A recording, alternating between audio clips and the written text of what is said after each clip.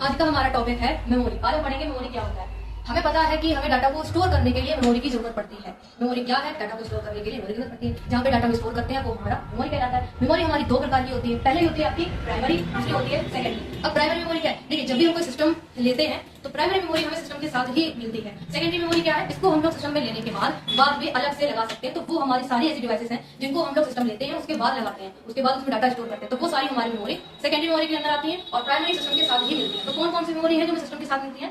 तो प्राइमरी देखिए, यहाँ पे हम प्राथमिक मेमोरी बोल सकते हैं, सेकेंडरी को द्वितीय मेमोरी, और प्राइमरी को मेन मेमोरी भी बोलते हैं। इसके बाद हमारी प्राइमरी मेमोरी कितने प्रकार की है? 3 प्रकार की। पहला तो आपका आता है रैम, कैसे मेमोरी, कैसे मेमोरी भी आती है, और रोम। रैम होती है random access memory, full form. ROM का होता है रीड ओनली मेमोरी। रैंडम का मतलब होता है जब भी हम अपने सिस्टम में कोई भी सॉफ्टवेयर, कोई भी डाटा स्टोर रन करवाते हैं, स्टोर किया हुआ, तो वो हमारा रन वो कहाँ होता है? रैम पे। तो जो भी आपका डाटा चल रहा है वो किस मेमोरी पे चल रहा है? तो वो रैम पे चल रहा है। उसके बाद आता है मेरा रोम।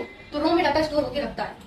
प्रोग्राम मेरा रन होते हुए कहाँ आता है? रैम में आता है। तो रैम को इसीलिए हम लोग देखिए यहाँ पे वोलाटाइल भी बोलते हैं, वोलाटाइल।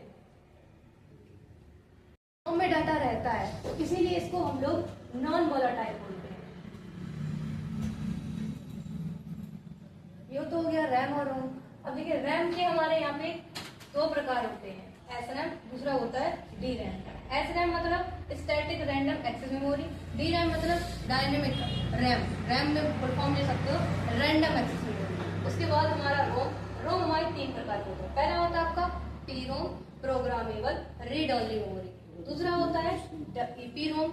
ईपी का ई का मतलब, यहाँ पे ई का मतलब होता है erasable programmable read only memory. और थर्ड होता है मेरा डबल ईपी रोम। डबल ईपी, फर्स्ट ईपी यहाँ क्या होगा?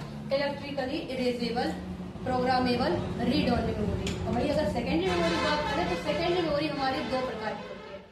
सेकेंडरी मेमोरी में कुछ डिवाइसेस ऐसी होती है जो फिक्स्ड होती है, और कुछ डिवाइसेस ऐसी होती हैं जो रिमूवेबल है। फिक्स्ड का क्या मतलब है? जो मतलब परमानेंट तो नहीं फिक्स रहती है, लेकिन उन्हें ज्यादा लंबे टाइम तक हम लोग फिक्स रखते हैं। जैसे पहला आता है हमारा HDD, जिसको हम लोग शॉर्ट में HD भी बोल देते हैं, हार्ड डिस्क ड्राइव।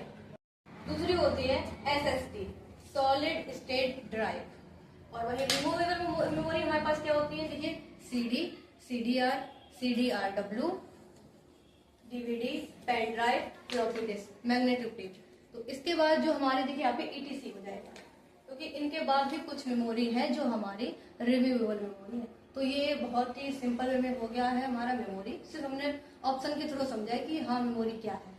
आगे हम बताएंगे आपको नेक्स्ट वीडियो में रैम रोम के बारे में कि रैम क्या है, रोम क्या है।